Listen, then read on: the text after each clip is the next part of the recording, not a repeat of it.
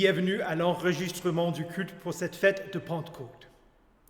Oui, l'Esprit du Seigneur remplit la terre, et comme il contient l'univers, il a connaissance de chaque son. La main droite de l'Éternel est élevée. La main droite de l'Éternel agit avec puissance. Voici le jour que l'Éternel a fait. Qu'il soit pour nous un sujet d'allégresse et de joie. Béni soit celui qui vient au nom de l'Éternel. Nous vous bénissons de la maison de l'Éternel. L'Éternel est Dieu et il nous éclaire. Attachez la victime de la fête avec des liens aux cornes de l'autel. Tu es mon Dieu et je te louerai. Mon Dieu, je proclamerai ta grandeur. Au nom du Père et du Fils et du Saint-Esprit. Amen. Les 10 commandements. Tu n'auras pas d'autre Dieu devant moi. Tu n'utiliseras pas le nom de l'Éternel, ton Dieu, en vain. Souviens-toi du jour du repos pour le sanctifier. Honore ton père et ta mère afin que tu sois heureux et que tu vives longtemps sur la terre. Tu ne commettras pas de meurtre, tu ne commettras pas d'adultère, tu ne commettras pas de vol. Tu ne porteras pas de faux témoignages contre ton prochain. Tu ne convoiteras pas la maison de ton prochain. Tu ne convoiteras pas la femme de ton prochain, ni son serviteur, ni sa servante, ni son bétail, ni quoi que ce soit qui lui appartienne. Confessons nos péchés. Dieu Tout-Puissant, un professeur de la loi demanda à Jésus quel est le plus grand commandement de la loi. Jésus lui répondit, « Tu aimeras le Seigneur ton Dieu de tout ton cœur, de toute ton âme et de toute ta pensée. Tu aimeras ton prochain comme toi-même. » Nous n'avons pas obéi à tes commandements. Aie pitié de nous, pardonne-nous notre péché et conduis-nous à la vie éternelle. Amen. Le premier Pentecôte chrétien, les gens ont posé la question à Pierre, « Que devons-nous faire ?» Il leur répondit, « Repentez-vous et soyez baptisés au nom du Père et du Fils et du Saint-Esprit. Et vous recevrez le pardon de tous vos péchés et le don du Saint-Esprit. En tant que saints de Dieu, aimés par lui, baptisés au nom du Père et du Fils et du Saint-Esprit, vous avez reçu le pardon de vos péchés. Vous avez reçu le don du Saint-Esprit. Allez en paix avec le garant du Saint-Esprit, que vous êtes pardonnés et que vous avez un endroit, un héritage dans le royaume qui n'a pas de fin. Amen. Prions. Ô Dieu, qui dans ces temps a instruit les cœurs de ton peuple fidèle par l'envie de la lumière de ton Saint-Esprit, donne-nous, par ce même esprit, de juger sainement de toutes choses et de nous réjouir toujours dans le sentiment de ces saintes consolations. Par Jésus-Christ, ton Fils, notre Seigneur, qui vit et règne avec toi et le Saint-Esprit, un seul Dieu, maintenant et pour les siècles des siècles. Amen. Écoutez avec respect et recueillement les lectures pour cette fête de la Pentecôte, tout d'abord dans le livre de la Genèse au chapitre 11, les versets 1 à 9. Toute la terre avait une seule langue et les mêmes mots. Après avoir quitté l'Est, ils trouvèrent une plaine dans le pays de Shinéar et s'y installèrent. Ils se dirent l'un à l'autre, « Allons, faisons des briques et cuisons-les au feu. » La brique leur servit de pierre et le bitume de ciment. Ils dirent encore, « Allons, construisons-nous une ville et une tour dont le sommet touche le ciel, et faisons-nous un nom afin de ne pas être dispersés sur toute la surface de la terre. » L'Éternel descendit pour voir la ville et la tour que construisaient les hommes, et il dit, « Les voici qui forment un seul peuple et ont tous une même langue, et voilà ce qu'ils ont entrepris. Maintenant, rien ne les retiendra de faire tout ce qu'ils ont projeté. Allons, descendons, et là, brouillons leur langage, afin qu'ils ne se comprennent plus mutuellement. » L'Éternel les dispersa loin de là sur toute la surface de la terre. Alors ils arrêtèrent de construire la ville. C'est pourquoi on l'appela Babel, parce que c'est là que l'Éternel brouilla le langage de toute la terre, et c'est de là qu'il les dispersa sur toute la surface de la terre. Ici prend fin la lecture de l'Ancien Testament. Écoutez également la lecture des Actes des Apôtres au chapitre 2, les versets 1 à 21. Quand le jour de la Pentecôte arriva, ils étaient tous ensemble au même endroit. Tout à coup, il vint du ciel un bruit comme celui d'un vent violent qui remplit toute la maison où ils étaient assis. Des langues qui semblaient de feu leur apparurent, séparées les unes des autres, et elles se posèrent sur chacun d'eux. Ils furent tous remplis du Saint-Esprit et se mirent à parler en d'autres langues, comme l'Esprit leur donnait de s'exprimer. Or il y avait en séjour à Jérusalem des Juifs, hommes pieux venus de toutes les nations qui sont sous le ciel. À ce bruit, ils accoururent en foule, et ils furent stupéfaits parce que chacun les entendait parler dans sa propre langue. Ils étaient tous remplis d'étonnement et d'admiration, et ils se disaient les uns aux autres, « Ces gens qui parlent ne sont-ils pas tous galiléens ? Comment se fait-il que nous les entendions chacun dans notre propre langue, notre langue maternelle ?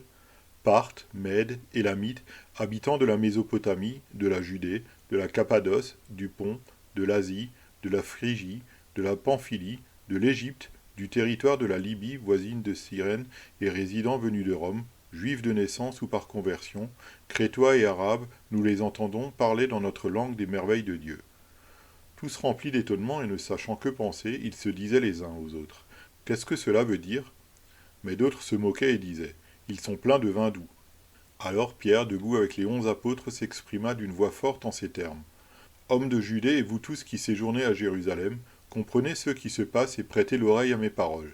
Ces gens ne sont pas ivres, comme vous le supposez, car il est 9 heures du matin. Mais maintenant se réalise ce qu'a dit le prophète Joël. Dans les derniers jours, dit Dieu, je déverserai de mon esprit sur tout être humain. Vos fils et vos filles prophétiseront, vos jeunes gens auront des visions et vos vieillards auront des rêves. Oui, sur mes serviteurs et sur mes servantes, durant ces jours-là, je déverserai de mon esprit et ils prophétiseront. Je ferai des prodiges en haut dans le ciel et des signes miraculeux en bas sur la terre, du sang, du feu et une vapeur de fumée. Le soleil se changera en ténèbres et la lune en sang avant l'arrivée du jour du Seigneur, de ce jour grand et glorieux. Alors toute personne qui fera appel au nom du Seigneur sera sauvée. Ici prend fin la lecture des Actes des Apôtres. Écoutez enfin l'Évangile dans Jean au chapitre 15, les versets 26 et 27, et au chapitre 16, les versets 4 à 11. Quand sera venu le défenseur que je vous enverrai de la part du Père, l'Esprit de la vérité qui vient du Père, il rendra témoignage de moi. Et vous aussi, vous me rendrez témoignage, parce que vous êtes avec moi depuis le début. Je ne vous ai pas parlé dès le début parce que j'étais avec vous. Maintenant, je m'en vais vers celui qui m'a envoyé, et aucun de vous ne me demande « Où vas-tu » Mais parce que je vous ai parlé ainsi, la tristesse a rempli votre cœur. Cependant, je vous dis la vérité, il vaut mieux pour vous que je m'en aille. En effet, si je ne m'en vais pas, le défenseur ne viendra pas vers vous. Mais si je m'en vais, je vous l'enverrai. Et quand il sera venu, il convaincra le monde en ce qui concerne le péché, la justice et le jugement. En ce qui concerne le péché, parce qu'il ne croit pas en moi, la justice, parce que je vais auprès de mon Père et que vous ne me verrez plus, le jugement, parce que le prince de ce monde est jugé. Ici prend fin la lecture de l'Évangile. Heureux ceux qui écoutent la parole de Dieu et qui la gardent. Confessons notre foi. Je crois en Dieu, le Père Tout-Puissant, Créateur du ciel et de la terre. Je crois en Jésus-Christ, son Fils unique, notre Seigneur, qui a été conçu du Saint-Esprit et qui est né de la Vierge Marie.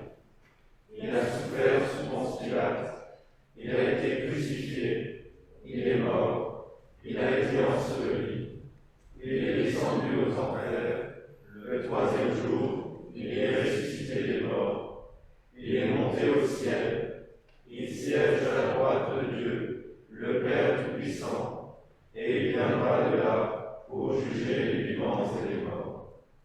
Je crois au Saint-Esprit, la Sainte Église universelle, la communion des saints, la rémission des péchés, la résurrection de la chair et la vie éternelle. Amen.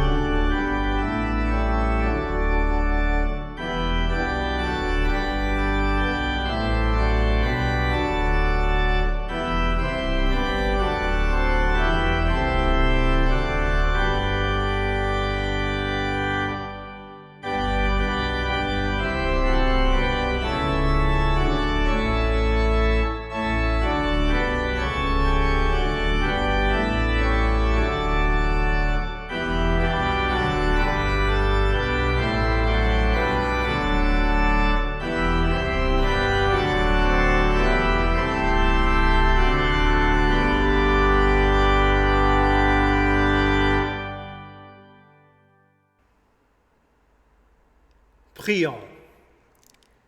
Dieu éternel, tu veux sans cesse augmenter le nombre de tes enfants, éclairer leur intelligence et les affermir dans la foi en Jésus-Christ. Puissions-nous mieux te connaître en vérité, mieux t'aimer en toute sincérité et mieux te suivre jour après jour, par Jésus-Christ, ton Fils unique, notre Seigneur. Amen. Que la grâce du Seigneur Jésus-Christ, l'amour de Dieu et la communion du Saint-Esprit soient avec vous tous. Amen. La lecture pour notre méditation à l'occasion de cette fête de Pentecôte vient du premier psaume, les versets 1 et 2. Heureux l'homme qui ne suit pas le conseil des méchants, qui ne s'arrête pas sur la voie des pécheurs et ne s'assied pas en compagnie des moqueurs, mais qui trouve son plaisir dans la loi de l'Éternel et la médite jour et nuit. Ce texte est le verset de bénédiction que j'ai choisi pour la confirmation de l'un de nos paroissiens qui sera confirmé aujourd'hui. Avant de commencer les sessions de catéchisme, je lui ai dit qu'à la fin de cette formation, je n'allais pas l'obliger à dire des choses qu'il ne voulait pas dire, ni faire des promesses qu'il n'allait pas avoir l'intention de tenir. Aujourd'hui, il confessera sa foi devant les hommes. Comme le dit saint Paul au 10e chapitre de la lettre aux Romains. Si tu reconnais publiquement de ta bouche que Jésus est le Seigneur, et si tu crois dans ton cœur que Dieu l'a ressuscité, tu seras sauvé. En effet, c'est avec le cœur que l'on croit et parvient à la justice, et c'est avec la bouche que l'on affirme une conviction et parvient au salut. Notre Église reconnaît que la confirmation n'est pas un rite exigé par la Bible, mais une fête de ce que tu es devenu l'un de ses disciples, que tu as été baptisé au nom du Père, du Fils et du Saint-Esprit, et qu'on t'a enseigné à mettre en pratique tout ce que Jésus a prescrit, le tout selon la parole de Jésus à la fin de l'évangile de Matthieu. Avec ce commandement d'enseigner et de baptiser, vient la promesse de Jésus. Et moi, je suis avec vous tous les jours, jusqu'à la fin du monde.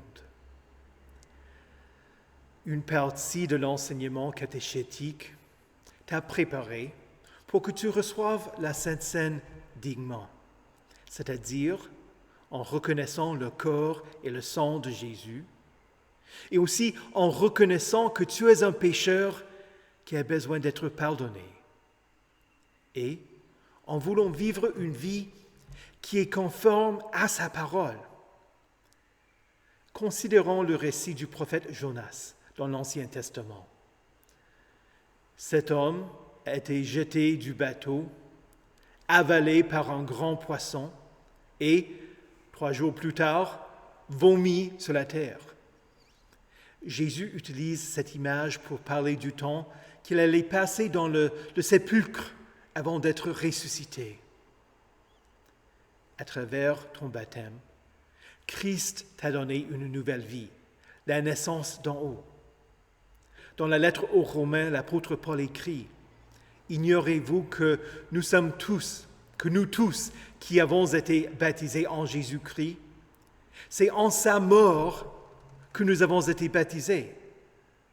Par le baptême en sa mort, nous avons donc été ensevelis avec lui, afin que, comme Christ est ressuscité par la gloire du Père, de même, nous aussi, nous menions une vie nouvelle.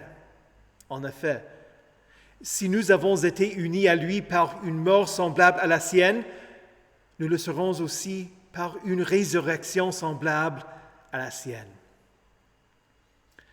Quant aux vœux que notre confirmant fera, il promettra rester fidèle avec l'aide de Dieu. Lors de ton baptême, tes parents, ton parrain, ta marraine ont confessé la foi pour toi. Ils ont promis de t'accompagner pour que tu grandisses dans la foi. Ils ont été chargés de prier pour toi, de s'assurer que tu apprends la parole de Dieu et le petit catéchisme, et de t'amener au culte, pour qu'aujourd'hui, tu sois capable de confesser la foi chrétienne. Ils ont fait leurs promesses en disant qu'ils allaient les tenir avec l'aide de Dieu. Toi, tu n'arrives pas au culte aujourd'hui, seul. Tu y es parvenu avec l'aide de Dieu, à travers d'autres gens.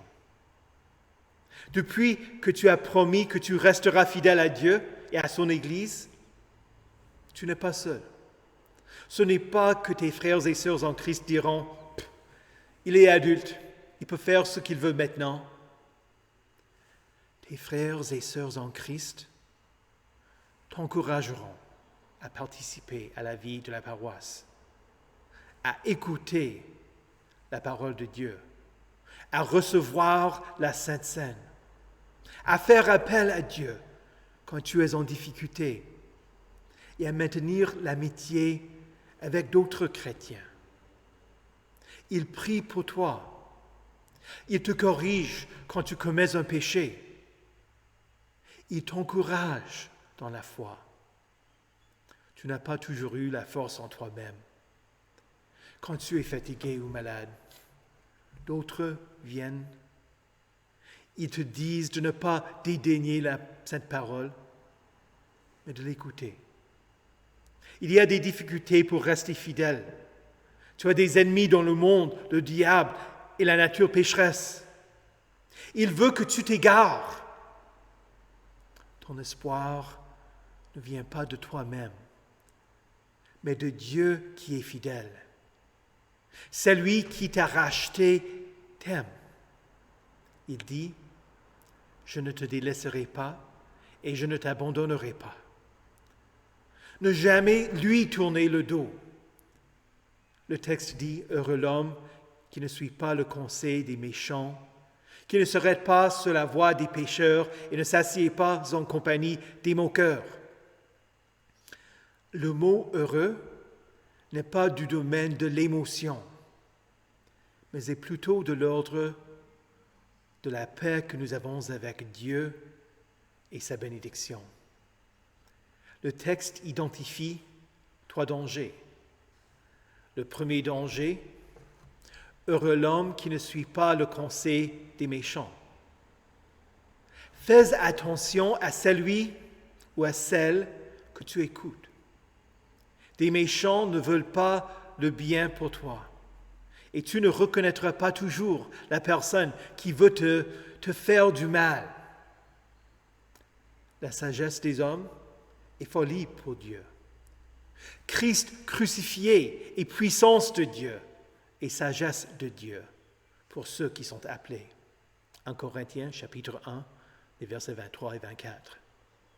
Sonde le conseil de Dieu. Demande l'avis de chrétiens fidèles avant de prendre une décision importante. Le deuxième danger. Heureux l'homme qui ne s'arrête pas sur la voie des pécheurs. Fais attention à celui que tu suis. Jésus dit dans le Sermon sur la montagne, « Entrez par la porte étroite. En effet, large est la porte, spacieux le chemin menant à la perdition, et il y en a beaucoup qui entrent par là. Mais étroite est la porte, resserré le chemin menant à la vie, et il y en a peu qui les trouvent. » On dit que la porte étroite a la largeur d'un seul homme, Jésus. Jésus dit, c'est moi qui suis le chemin, la vérité et la vie. On ne vient au Père qu'en passant par moi. Et le troisième danger. Heureux l'homme qui ne s'assied pas en compagnie des moqueurs.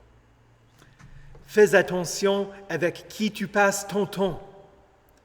Qui sont les moqueurs?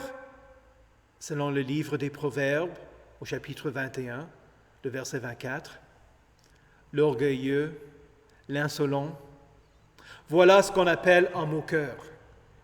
Il agit avec une arrogance débordante. Les moqueurs sont les gens qui rejettent Dieu et sa parole, qui vivent selon leurs désirs impies. De Pierre 3:3 et Jude verset 19. Note que dans ce texte, il y a une progression en allant de l'une à l'autre de ces personnes dangereuses. D'abord, on croise le chemin avec ceux qui dédaignent la parole de Dieu et font ce qu'ils veulent. Ensuite, on les suit.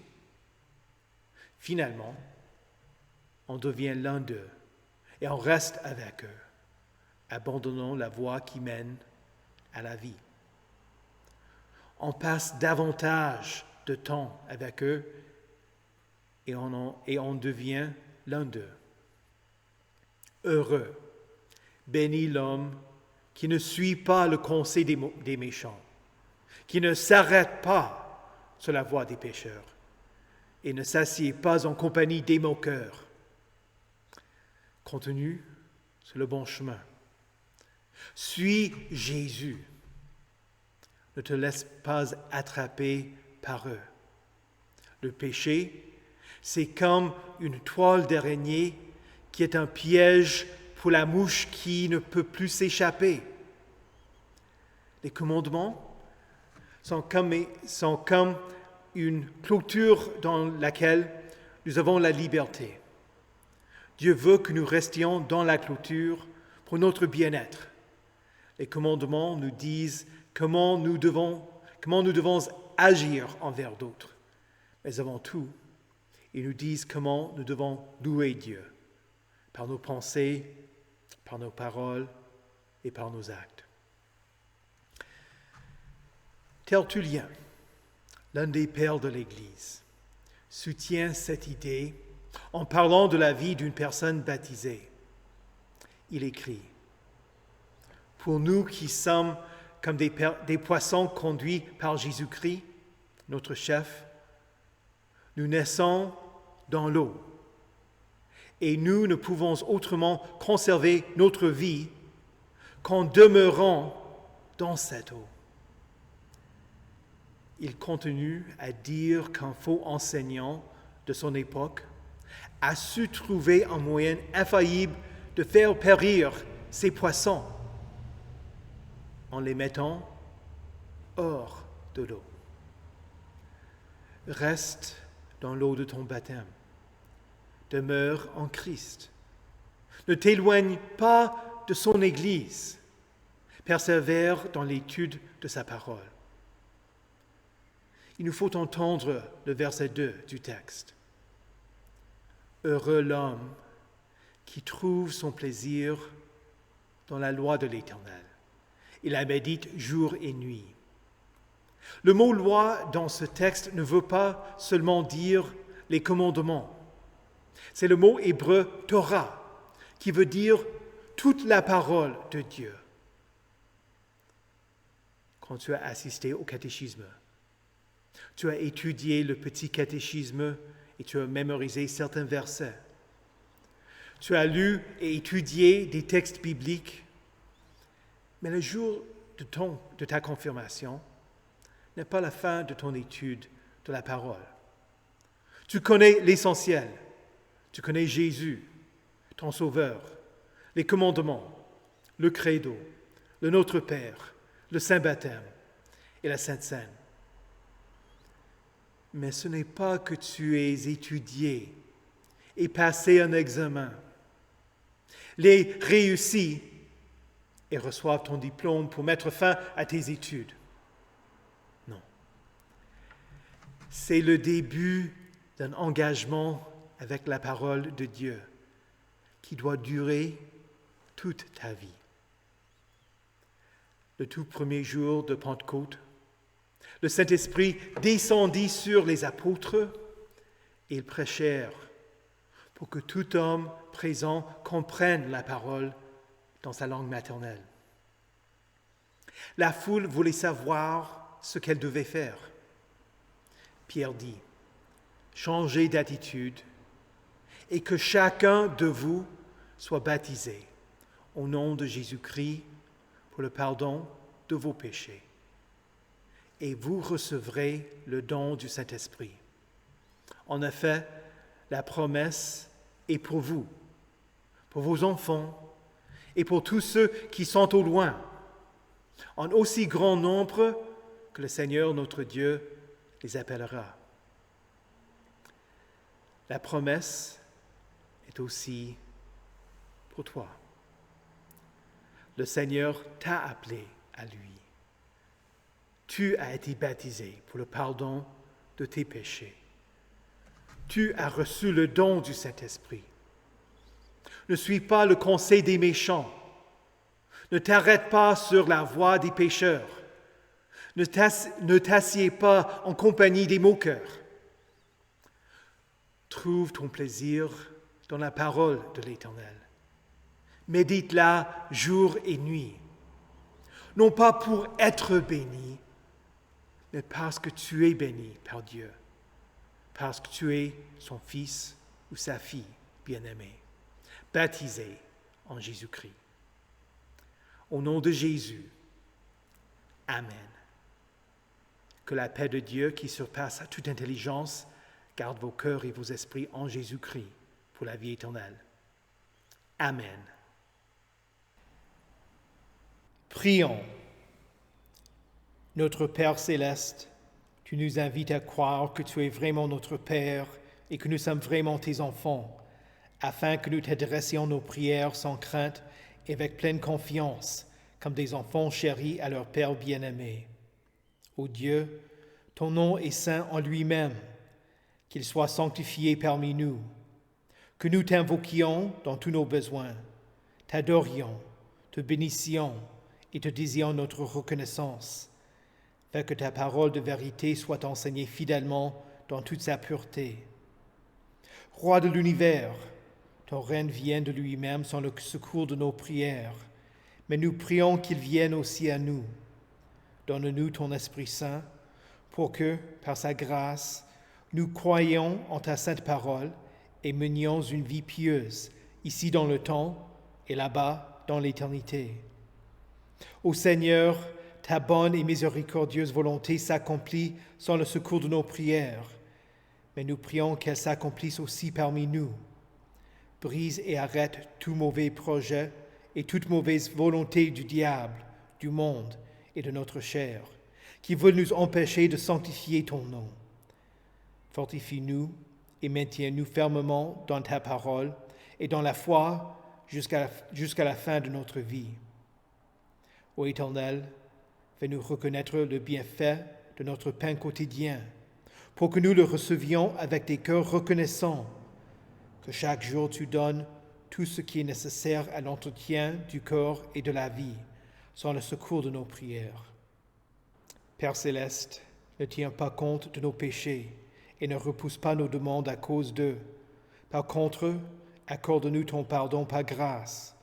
Change nos cœurs pour que nous pardonnions aux autres de tout notre cœur et fassions du bien à ceux qui nous offensent. Dieu saint, tu ne tentes personne.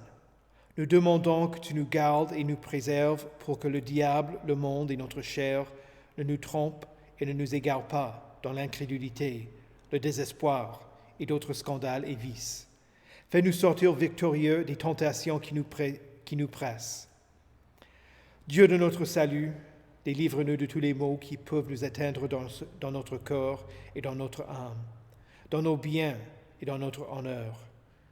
À notre heure dernière, accorde-nous une mort bienheureuse et fais-nous passer de cette vallée de misère au ciel auprès de toi. Ô Dieu, c'est à toi qu'appartiennent le règne, la puissance et la gloire au siècle des siècles. Amen. Recevez la bénédiction de l'Éternel. Que le Seigneur vous bénisse et vous garde. Que le Seigneur fasse luire sa face sur vous et qu'il vous accorde sa grâce. Que le Seigneur tourne son visage vers vous et qu'il vous donne sa paix. Amen.